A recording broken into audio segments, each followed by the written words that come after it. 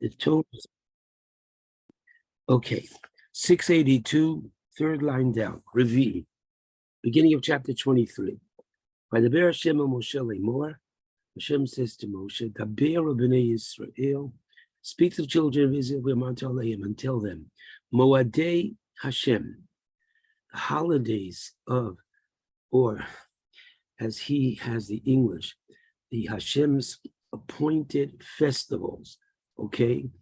The holidays of Hashem, Asher Tikru Osam, that you are to proclaim Mikra Kodesh as days of proclamation of holiness.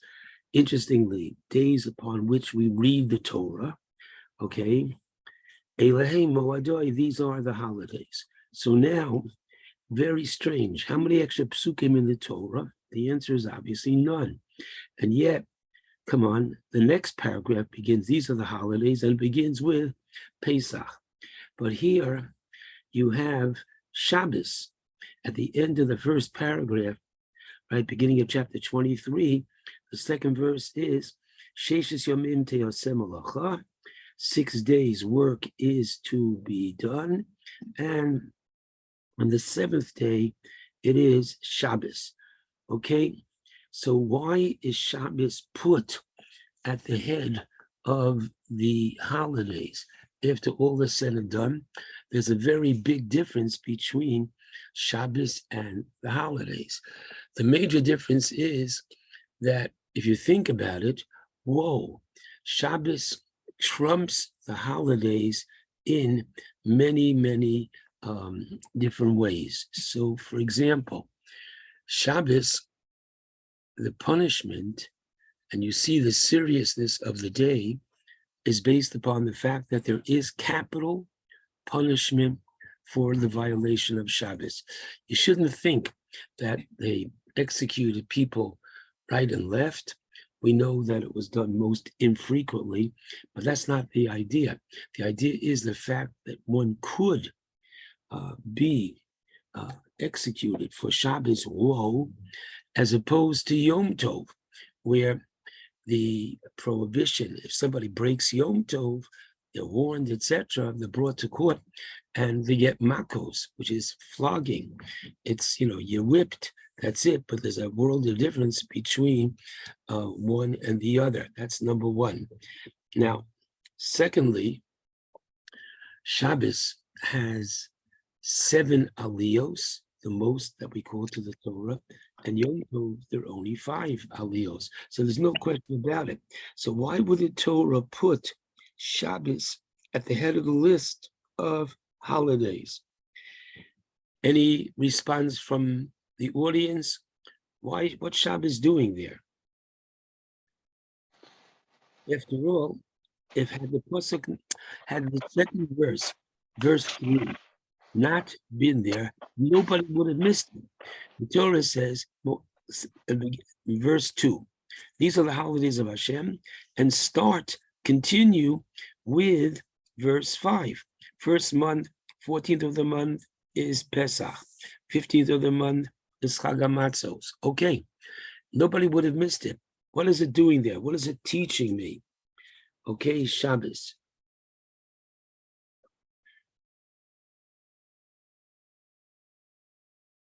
Come on. Anybody? Okay, so Rashi, take a look. Rashi, in the right-hand column, 682, Sheshes Yomim, Rashi asks the question, Ma'yin Shabbos Eitz Moados, what Shabbos doing here? So Rashi says, Lamedecha, to teach you, Shekol HaMechalel Es HaMoados, or it's an upgrade for the holidays.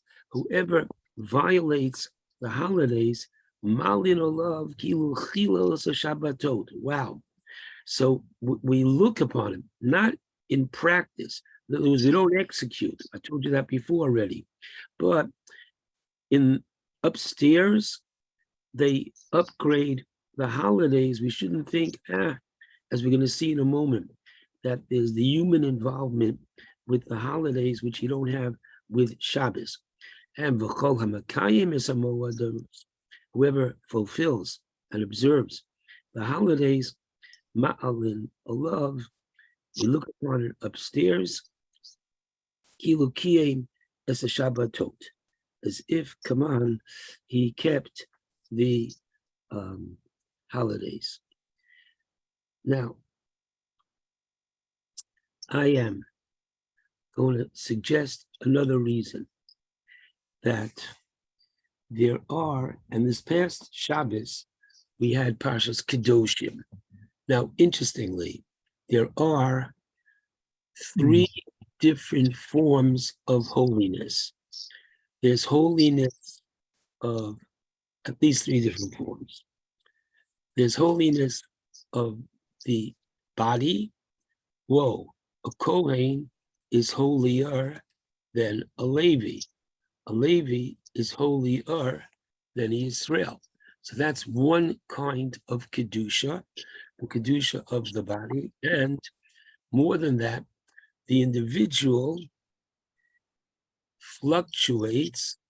At times, he is in a state of tahara, of purity. At times, he's in a state of tumah, impurity. When he's in a state of tahara, purity, he can then enter the Beis HaMikdash. If he's in a state of impurity, so that's one kind of sanctity. And as we enter a baby boy into the circumcision, interesting, you remember that right before he does the bris, the Moel calls out bris kodesh. Now, what does that mean? It means that the baby boy is Jewish based upon his mother. The baby boy at the bris is given an upgrade of sanctity, bris kodesh, that as a result of this, interestingly, he's now able to partake of a korban. Whoa. Now listen carefully. A korban is an animal that has been designated for the Beis HaMikdash, and that meat is different than what you and I might eat at a barbecue. The barbecue meat is kosher, but it's in a status of chulin. That meat is holy from a korban, which is why, interestingly, whoa, so much here, we had in yesterday's Torah reading that if an individual bringing the korban, and more specifically, if the Kohen who was in charge of bringing the korban, the Kohen had the wrong thought in mind, meaning that he would eat the korban beyond the prescribed time. If he would eat it beyond the prescribed place, meaning he'll eat it outside of Yerushalayim, he renders that meat pigul. In other words, at the time of the offering, he had in mind he'll take it on his scooter outside of Yerushalayim. So the answer is that in of itself will render. So we see that one's thoughts can affect and have a role to play on kachim, on that which is holy. So we're saying now that that baby boy, having had the bris, now when he gets older, he will be able to eat, right? The korban, as opposed to if he did not have a bris, he cannot eat the korban, and he cannot enter the area of the Beis HaMikdash. Whoa. So that's one kind of Kedusha. Kedusha's haguf, the body. There's another kind of Kedusha's makom, the sanctity of place, right? As we know that the Beis HaKnesses has a degree of sanctity, whether it's clearly a little bit lower than that of the Beis HaMikdash, but the concept that as there is a sanctity of place, and where do we find that? We find that, come on, you have the Chumash, go to the last verse in Bahar, page 706. And what do you have over there? Watch. The last verse, 706. Eshabsosai tishmoru, keep my Shabbos, which is now talking about Kedusha Zman, the Kedusha of time. And then Umiktoshi tira'u, they're put in the same verse, and you shall revere my sanctuary. There's a way. I can't come into the Beis HaMikdash with my shoes on. I can't come into the Beis HaMikdash. That's everybody, not just Mr. Cohen. We all will take our shoes off. We can't come into the Beis HaMikdash without going to the mikvah. We can't bring our money belt. You can't bring our weapon into the Beis HaMikdash. So you see that in that same verse, there's the sanctity of time and the sanctity of location, place. So I am suggesting, everybody, getting back to our page where we are now on 682, that why the Torah puts Shabbos at the head to tell us that Shabbos is the, you ready, source of the concept of Kedushas Zman. We know there's such a thing called the sanctity of time from. And now, whoa, keep your page 682 and go back to the beginning of yesterday's Torah reading, the second parasha on page 656. Whoa, I like this. Watch. The very beginning of 656, verse 2, Kedoshim, Daber kol adas b'nei Yisrael, speak to the entire assemblage of Israel and say to them, Kedoshim tiyu, you are to be holy. Why? Ki kadosh ani Hashem Elokeichem, as I am holy. Whoa. So what does that mean? I can understand that God is holy, but where do we become holy? Why? Because he's holy, we're holy. So the answer clearly is that Hashem has endowed some Kedusha from him to us. Whoa. Okay, one more time. Hashem has endowed some of his holiness, and he has given holiness to the Jewish people. Take a look. Kedoshim to you. You are to be holy because. So now what you have is as follows. He is holy and he sanctifies time. His sanctification of time is Shabbos. Whoa, when Hashem sanctifies, that's really holy. We in turn sanctify, and we sanctify the holidays. And therefore, because our level of holiness is lower, lesser than his, so even though we have an obligation, number 611, the 611th mitzvah of the Torah, is to emulate Hashem, all right?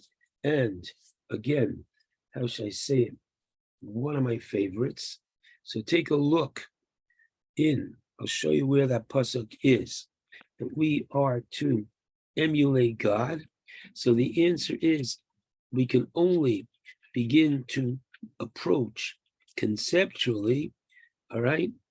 Now, where do you have, look on page 1076,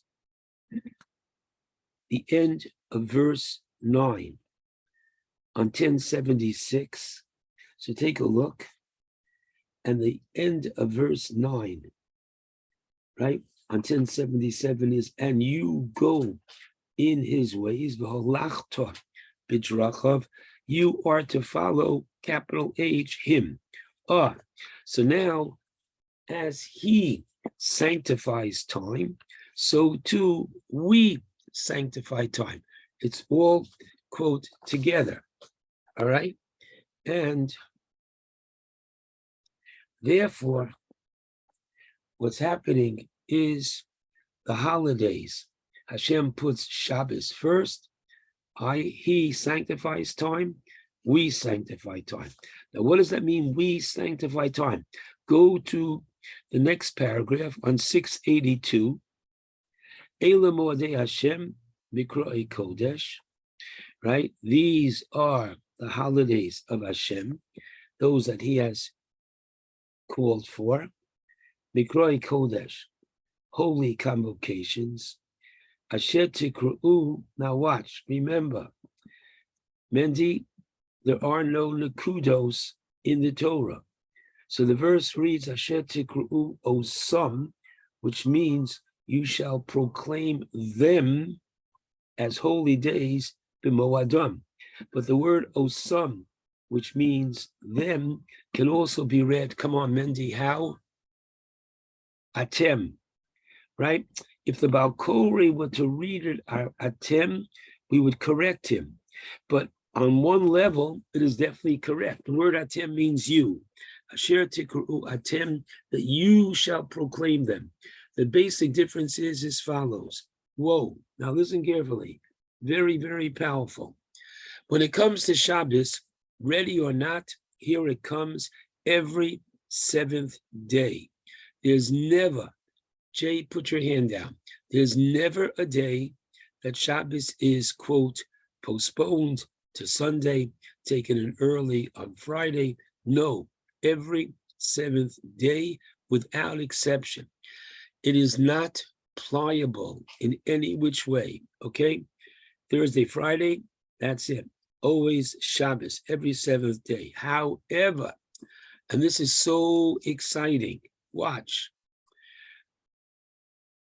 The Torah says, now let's go with this. Yom Kippur, in this chapter, if you take a look, you ready? On page 686, let's go, verse 27, look in the English, 687, on the 10th day of this month, it is the Day of Atonement. There shall be holy convocation. You shall afflict yourself. You shall offer a fire offering to Hashem. Korbanos, good, no problem. So the Torah says it is to be on the 10th day of the month. So far, so good. And we observe that each and every year. Now, watch. The 10th day of the month is, okay, let's go back. When is the first day of the month? If I know when the first day is, I'm going to know when the 10th day is, okay? So the first day is Rosh Chodesh. So when is Rosh Chodesh? So now we have a bunch of wise guys on the screen, and who is there? So Nathan Reffin. Nathan says, give me a minute. I'll go get my Jewish calendar, and I'll let you know exactly when Rosh Chodesh is. And he's right. But remember, Nathan, in yesteryear, when we were privileged to have a Beis HaMikdash, we never knew when Rosh Chodesh was. What does that mean? This is such an important point. Remember, if today is the 29th day of any month, because there's no February in Judaism, there's no month of 28 days. So listen carefully. Today is day 29, and 29 is never a Rosh Chodesh, okay? So the question is, what is tomorrow? Tomorrow is either or Rosh Chodesh. So what would be day 30 is going to become day 1. If 2 witnesses come tomorrow morning and say, we saw the sliver of the new moon the night before, but if it was cloudy the night after 29, and no one comes on the morning of 30 or the day of 30, then day 30 becomes day 30. And the day afterwards becomes automatically day 1. So with all this rhetoric. This is so important. What's the difference? What's the difference? Well, when is Yom Kippur? When is Yom Kippur? If I know when day 1 is, I know when day 10 is. If I didn't know, I don't know what day 1 is, and that's okay. So really, based on that, your question is a very good one, Jay. We should have 2 days Yom Kippur, like we have 2 days for all the other holidays. And the answer is, most of us are not up to fasting 2 days. That's it. Simple as all that.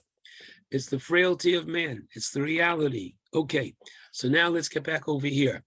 Whoa, and I've told you this many times, but you got to know this. Listen carefully. The word osam doesn't only mean to count them or designate them, but you guys designate. So watch this.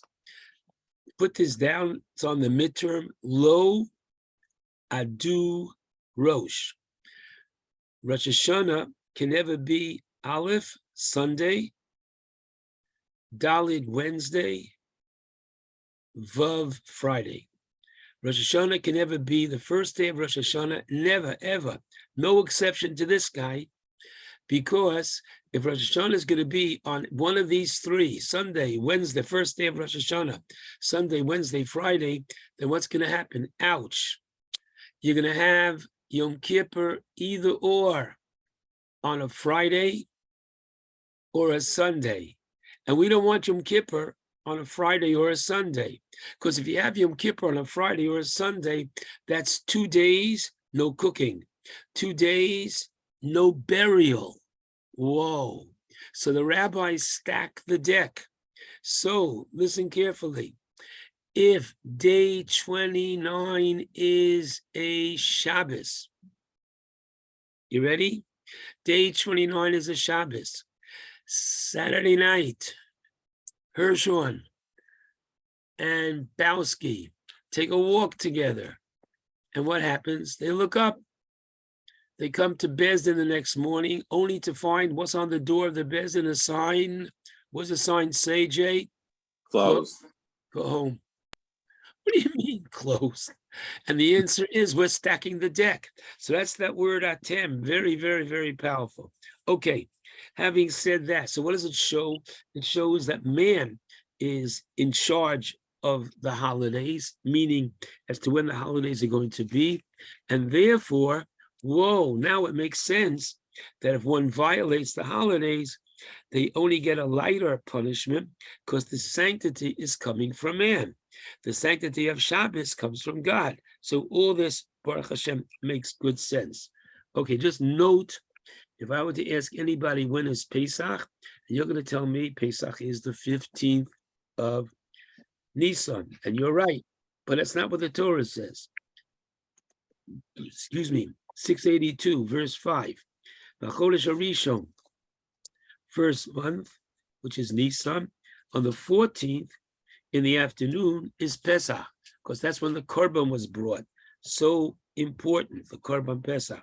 And on the 15th, next verse, it's Chag HaMatzos. We eat matzos on the night following the 14th. Okay, so now listen carefully. So very quickly, 682 at the bottom.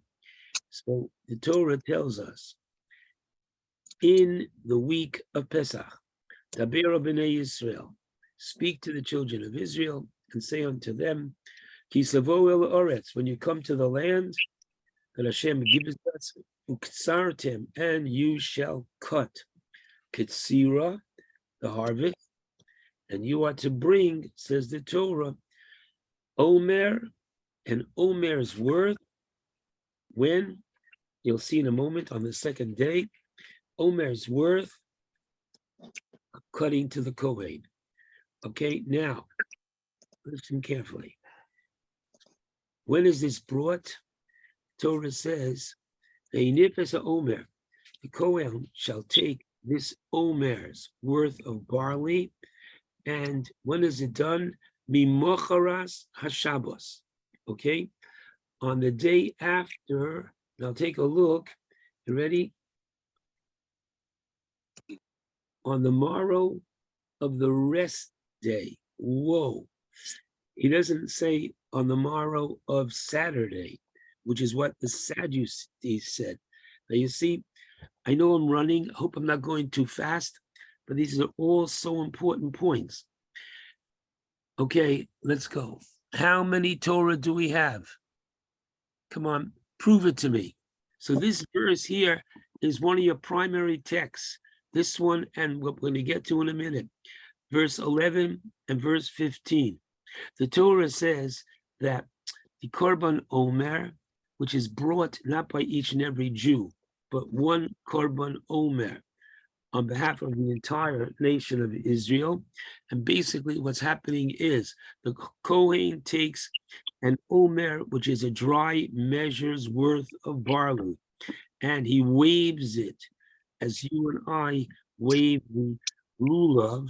He waves the Omer before Hashem, meaning in the Beis Hamikdash, on the day after Shabbos. Now, what does this mean on the day after Shabbos? Look at the Rashi, 5 lines down, right-hand column. Mimocharas HaShabbos, Mimocharas Yom Tov Rishon Shel Pesach. Oh, it's on the day after the first day of Pesach. So on the day after the first day of Pesach, second day of Pesach, the Korban Omer is brought. It's a measure of barley, because barley has ripened at this time, as opposed to the wheat, which comes 7 weeks later at Shavuos time. Okay, so now, let's go. Welcome to today's class. A couple of minutes of introduction. Here we go. Verse 15. Usfartem lochem, you are to count. Mimocharas HaShabbos, from that same day, from the day after the first day of Pesach. So first of all, I have to tell you, as in Shul yesterday, we spoke about Stukim and Prushim. We spoke about the different sects that the Stukim only believe in the written law.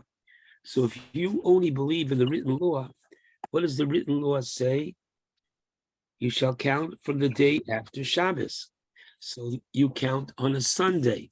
According to the Tzdukim, Shavuos was always on a Sunday. What does that mean, always on a Sunday? If you're starting to count what we call Sfiras Omer on the day after Shabbos, so you're going to end 7 weeks later, and the holiday of Shavuos is always going to be on a Sunday, and they took it that Shavuos was a quote-unquote long holiday weekend. And we say, no, the word Shabbos here does not mean Shabbos. So wait a second. You need to have strong belief in a system. Don't tell me Shabbos doesn't mean Shabbos. The answer is, I am telling you that. So how could you say here Shabbos doesn't mean Shabbos? And the answer is the oral law. So whoa, in this case here, it's like the oral law is trumping, is winning out over what you would call the written law.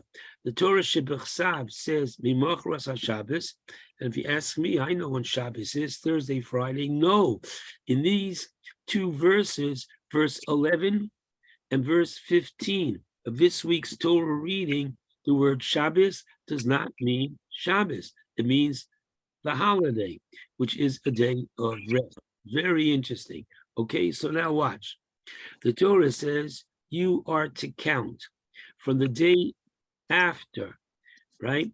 Starting with the day after, second day of Pesach, okay? Now listen carefully, and you guys be the jury.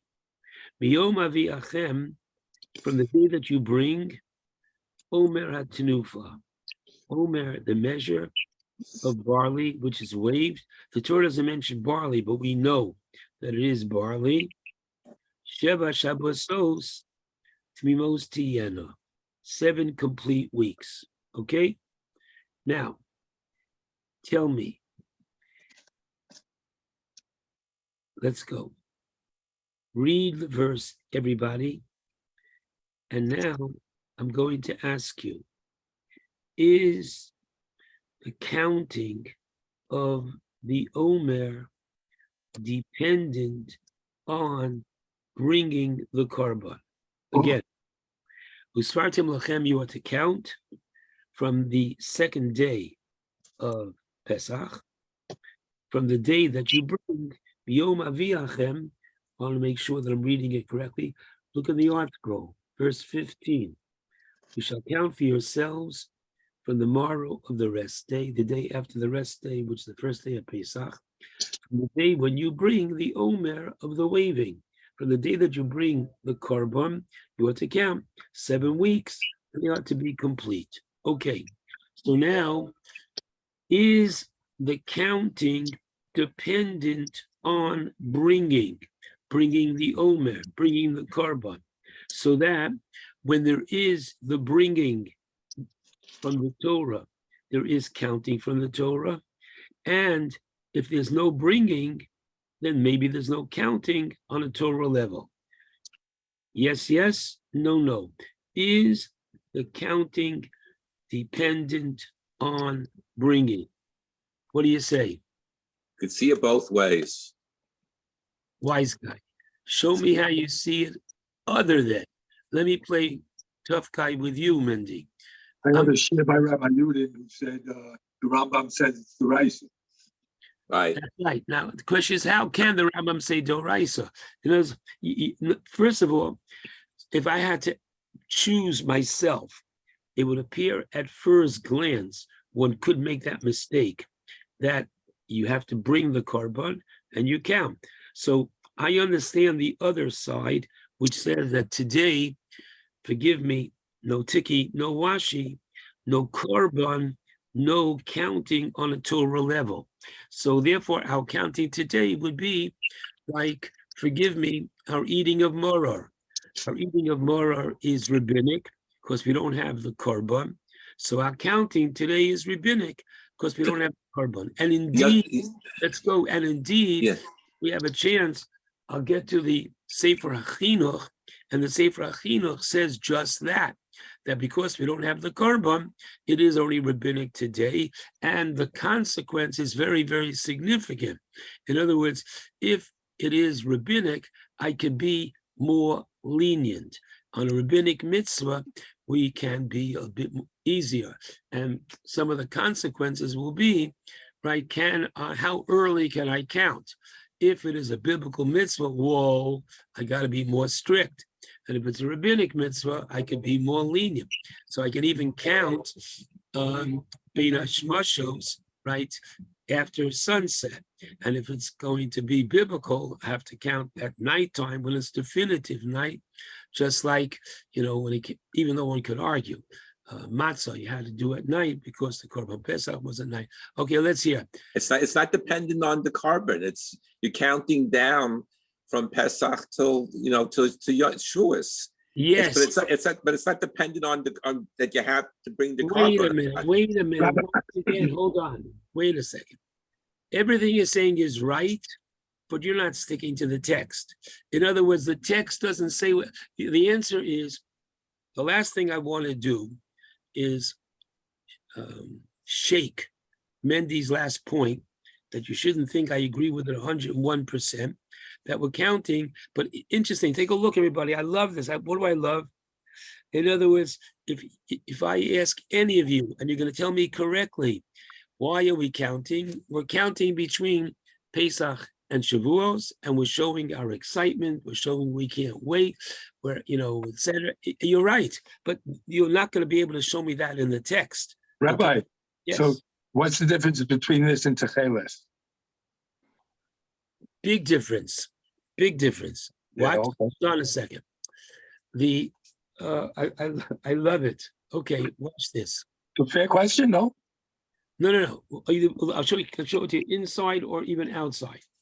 Jay is saying that Tcheles, which is regarding the mitzvah of tzitzis, the Torah says, number one, you are to put called a tassel, right, at the 4 corners of your garment. So I need a garment with 4 corners, which is why a gentleman goes out of his way to buy a garment with four corners because the shirt and the Jacket. that's right. Whatever you're wearing, that vest does not have four corners. Okay, so we go out of our way and we call the arba kanfis, which literally means four corners, and the talis that we wear as well has four corners. Okay, and that's where we put. Now, in addition, the Torah says you are to place a strand of blue onto those four corners. Now, forget about how many strands, etc. That's not the important thing. The question is it one mitzvah of the white and another mitzvah of the blue, right? The white strand and the blue strand, or no, they're two separate mitzvahs, okay? So the first thing is the Talmud in the Gemara Menachos says it very clearly that each one, the white and the blue, are not, here comes the key word, me'akeh. Me'akeh, mem ayin chaf beis. They're not me'akeh, meaning they don't impede one on the other. So that if I only have one, I do the other one without it, okay? So interestingly, if I only have the white and I only have the blue, I don't say, well, I don't have the blue, I'm not doing it. No, the answer is you get the mitzvah having just white. And most of us today are still using just white because the blue that we have today is not yet accepted universally as the correct blue. And the answer is, since you get the mitzvah without it, there are those that say when the Mashiach comes, he'll let us know what is the proper blue. And others say, hopefully can't go wrong. So I respect two sides of the aisle. Okay, so here the text. Rabbi, Yes, my friend. what would the same reasoning apply to lulav and esrog? No. Whoa, good man. Lulav and esrog is all or nothing. And that's why it's very, very fascinating that the oral law has the distinction that each one is, each mitzvah is taken apart. So first of all, let's go slowly. Usfartem lochem on page 684, which is the introduction to our mitzvah. So at least we'll get to talk about Sfiras Omer a little bit right now. The word lochem, when it's written in the plural, okay, is understood that each and every person. So usfartem lochem, everybody has to count. Each person counts. And listen carefully, if you go to page 688, verse 40, so the Torah says, Ulekachtem lochem, and you shall take on the first day, and the Torah lists the four species. So Ulekachtem lochem, there is the same thing, namely that each person is to take for himself. All right? We don't say one for the community, or if you take it and I listen to your blessing, it's as if I took it as well. No, I have to take it. And the same up here, each person has to count. Okay? Now, let me just tell you something very interesting. Okay? Now that Pesach is over, and by next Pesach, you're going to forget this, Sam Hella. Watch this. This Friday night, without being a yenta, okay?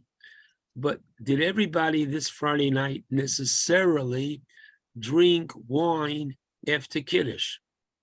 And the answer is no. If you did, fine. But let's say I don't like wine, whatever it is. I heard Kiddush. That's enough. Okay. So my hearing of Kiddush Friday night, we all know, is satisfying my obligation of the mitzvah of Kiddush. So there is an opinion of Tosfos in the first page of the last chapter of Psachim that says, whoa, Manishtana, the 4 cups of wine, when the first cup of wine is, come on, Kiddush anyway. So what's the difference between Kiddush on the night of Pesach and Kiddush this past Friday night? Kiddush this past Friday night, I didn't drink. I heard Nathan recite the Kiddush. So Nathan's recitation of Kiddush, as long as he says, Yudin, are you listening to me? Good.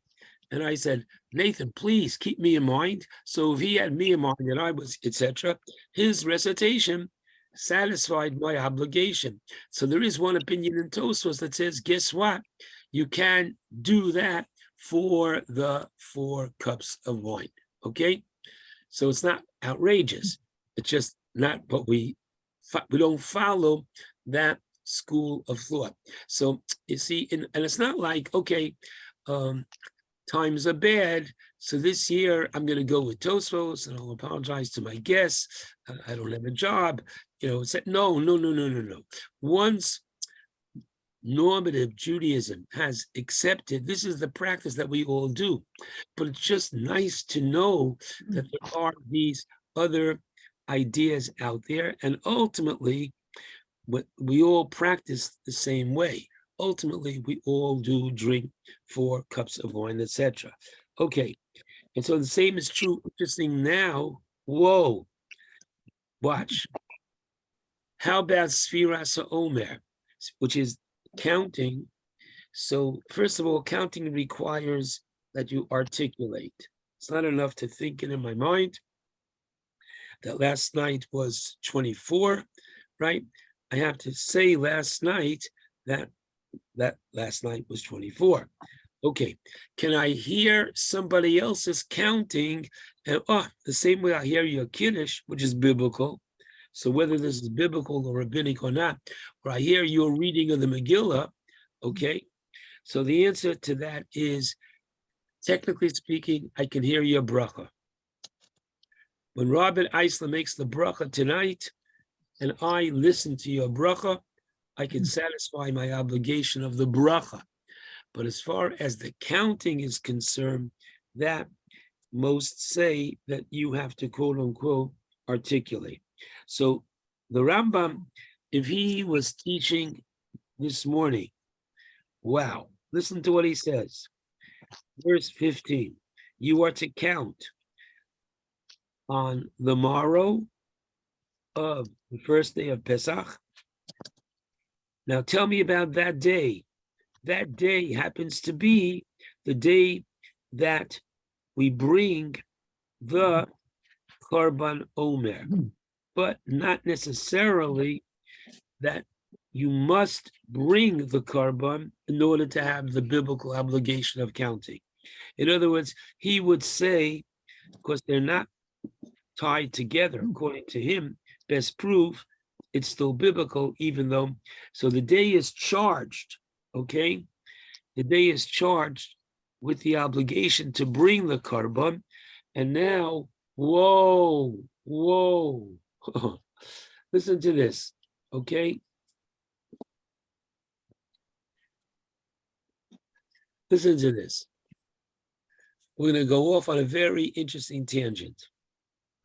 But just to show you, every time we study, there's always more to appreciate. You ready? Listen to this.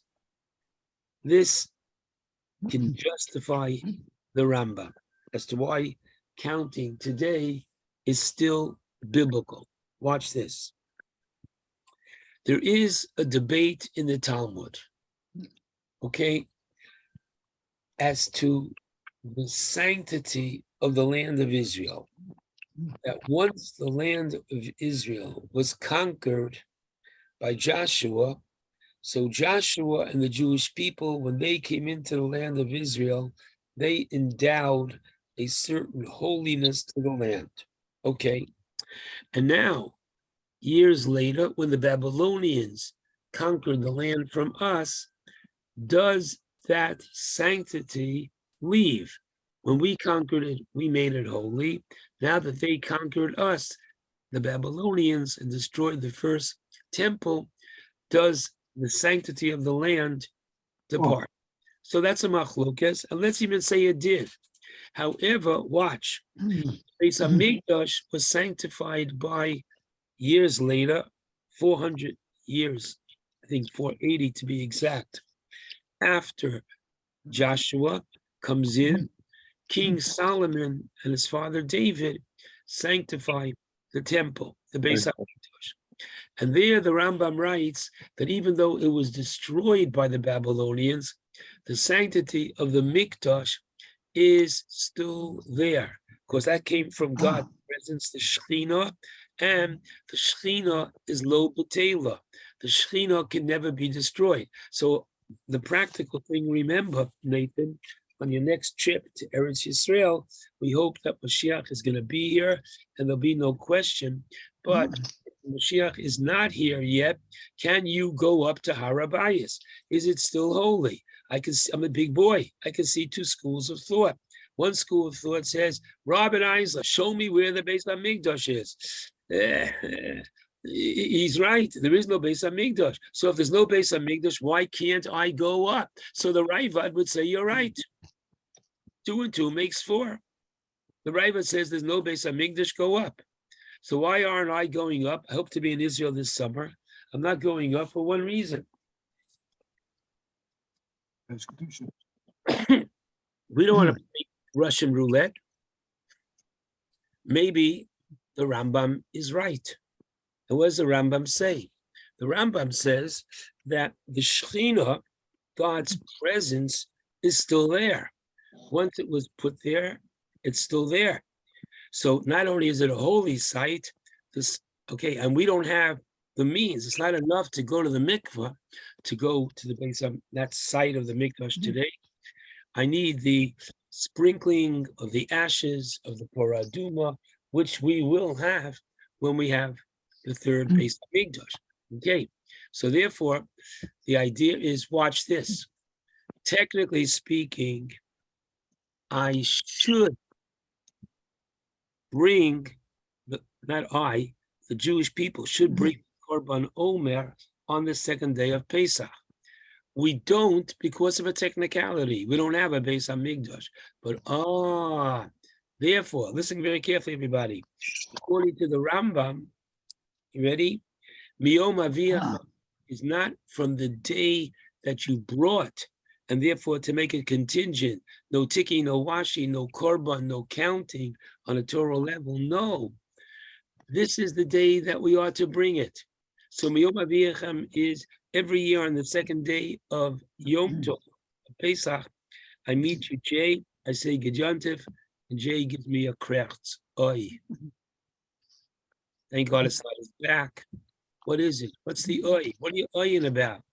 I'm oying about the fact that I can't bring the korban.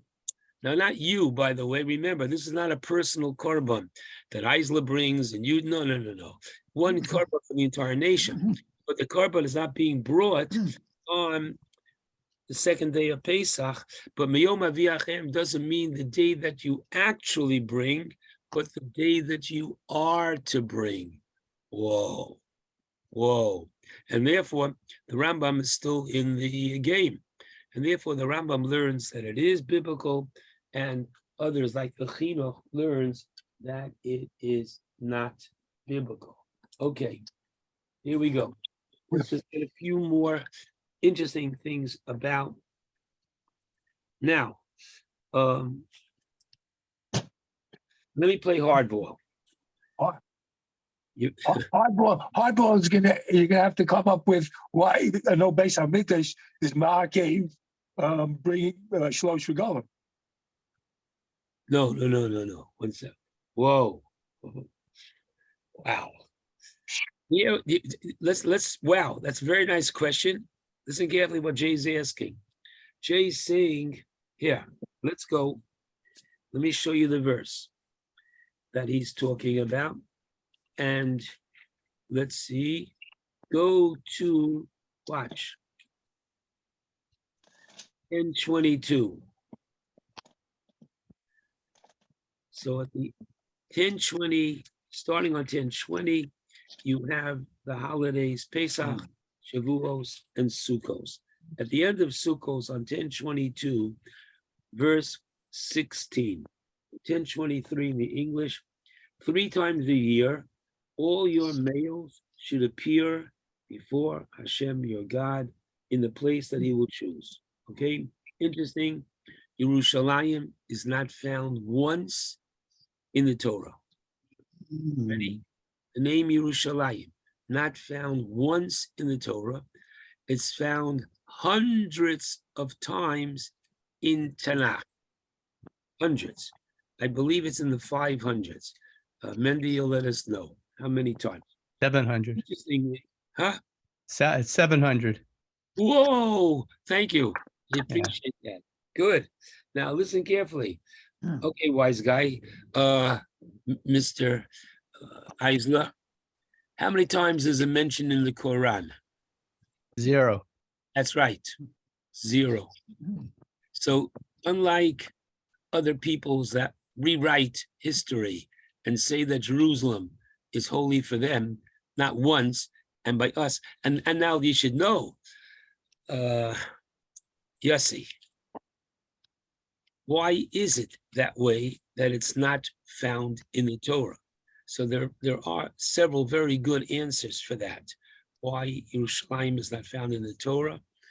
And the answer is because had the Jewish people known that the Beis HaMikdash would be built in Yerushalayim, they would not have easily accepted. If I'm from the tribe of Asher, and you're from the tribe of Gad, and you're from the tribe of Naphtali, so we're not just going to say, okay, put it by Yehuda and put it by Binyamin. No, the border of the 2 tribes. No, I want it. This way, nobody knew where it was until the time came appropriately. But the bottom line is, I like your question very much. Take a look.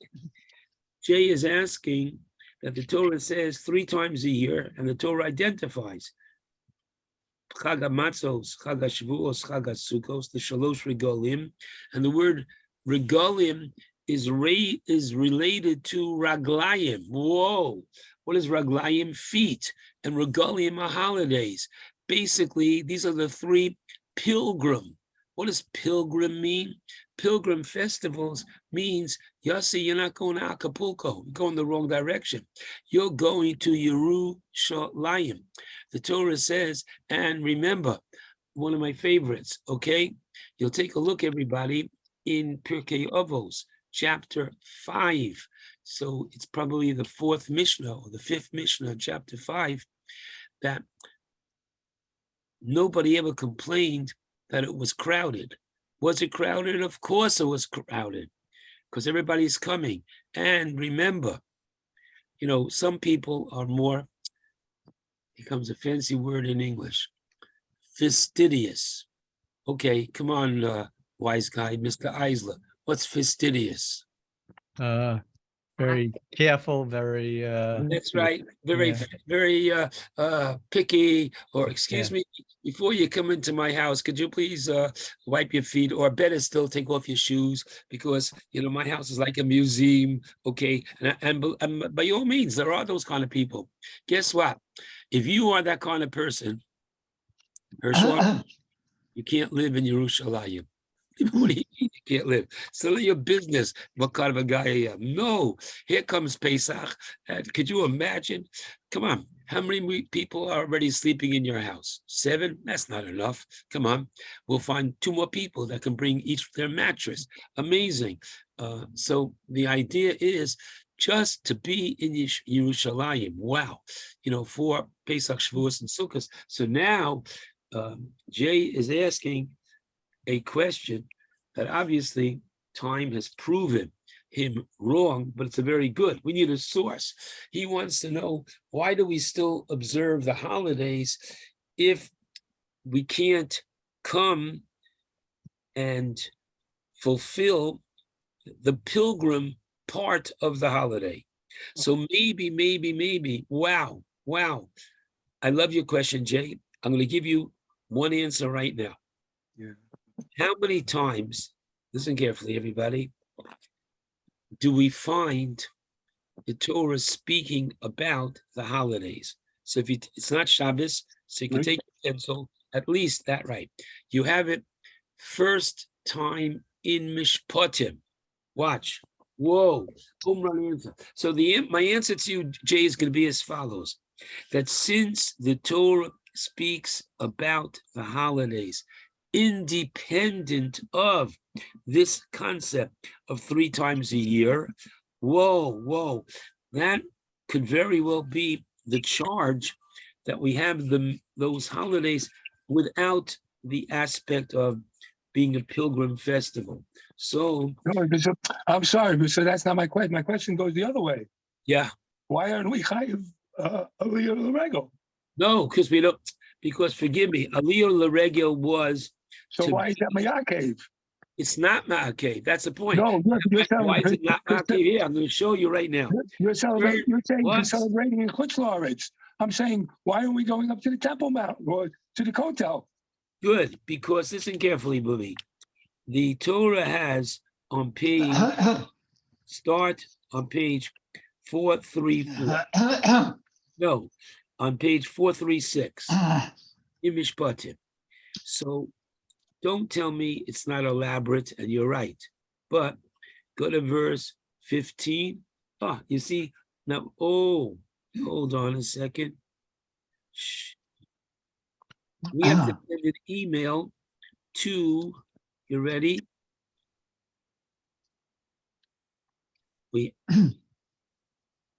Oh, maybe not. Listen carefully. Very interesting. Hold on. I'm not dismissing your question so fast because you see, in other words, look at verse 15. 3 pilgrimage festivals. Now, why is he calling it a pilgrimage festivals? So the answer is Shalosh Regalim. Wow. So I'm telling you again that the word regalim, right, which is a holiday, a regel, but it's also connected to your raglayim.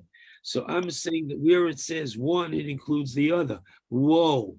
And it says here, well, Bubby, 1 second. At the end of verse 15, Jay, I like your question. You shall not be seen before me empty-handed. Okay, so let's go to the next place. That was the first.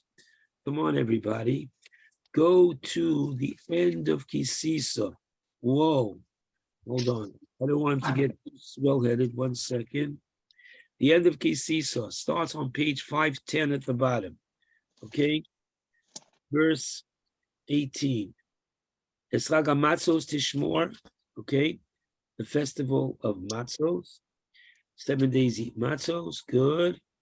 Next, the Torah has in verse 22, Chag Shavuos. Good. Interesting that it's written Choser. Whoa, I love it. What does Choser mean without a Vav? 512, 5th line down from the top. Festival of Weeks. Hold on. How was it written in A? Shavuos also Choser. Wow. And how is there another place where, okay, 1 second.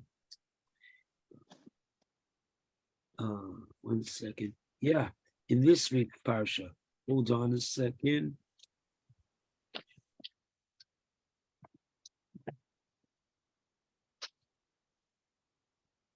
How was it written here?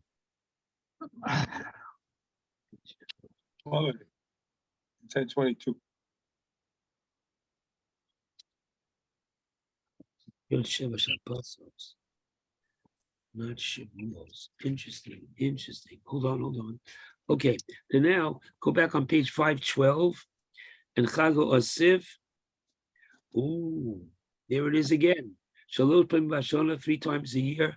Wow. So what's happening? Each time that the Torah identifies the 3 holidays, the Torah says you are to come to the Beis Hamikdash.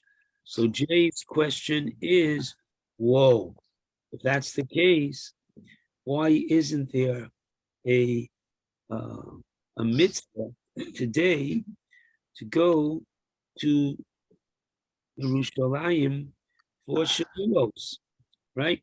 In other words, I was a bad boy. I didn't go for Pesach. Okay, but now let me go for Shavuos.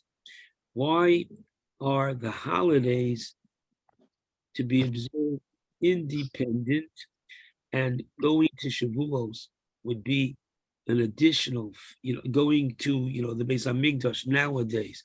So the answer is clearly, obviously, because there is no Beis Hamikdash. I just can't do it. So if I can't do it, there's no obligation. So your one question is, hold on a second. Okay, here we go. I'm going to answer you. I believe it's a practical answer. Okay, watch. There are 2 things. There's Zecher LeMikdash, to do something to remind us of the Beis Hamikdash. So, come on, you ate your matzah, you ate your moror, and now what? Let's get on with the meal. No, you have to eat matzah and moror together. Why? As we said, Zecher LeMikdash Kihilel. This is reminding us of what they did at the time of the Beis Hamikdash, that they ate matzah and moror with the Korban Pesach together. Okay, so this is a positive Zecher LeMikdash. Interesting, our counting of the Omer is a Zecher LeChurban. The counting of the Omer reminds us, ouch, of the destruction of the Beis Hamikdash, which is why after we count every night, we follow the opinion of Tosfos in the Gemara Megillah, who says, so it's exciting to me that what we're going to say tonight, Tosfos said it already, the exact words, Rachaman hu yachzir lanu avodas Beis Hamikdash and koma here b'yameinu omein sela. He asked for the rebuilding of the Beis Hamikdash. Why?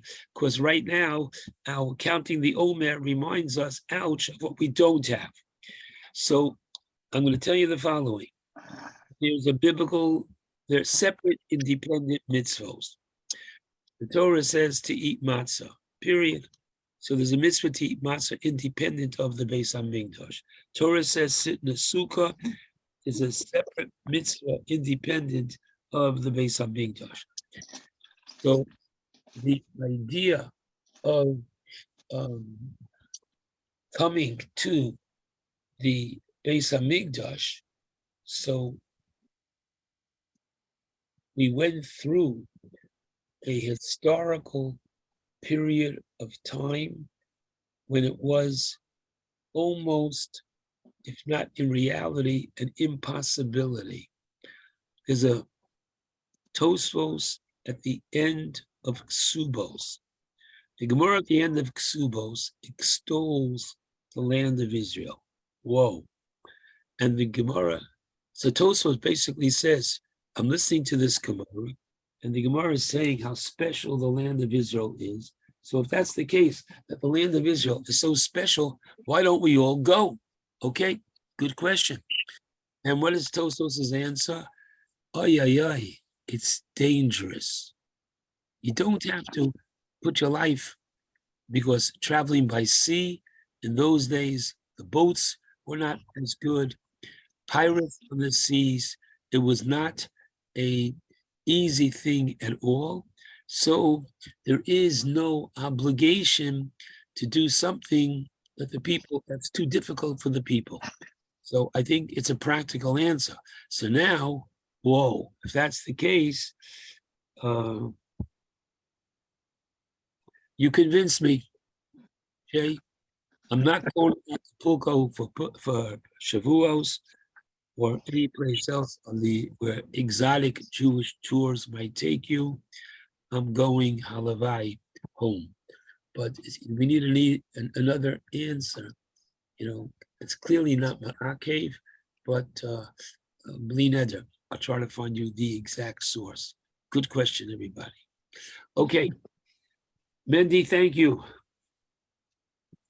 All right, tomorrow, don't Thank you. forget, we're going to be live in Sorry about the that, Chris. call tomorrow with breakfast and learning with Rabbi Yudin. Oh, man. Have a good day, everybody. Take Have a care. good day. Bye-bye. Thank you, Rabbi. Rabbi. Bye-bye. Thank you.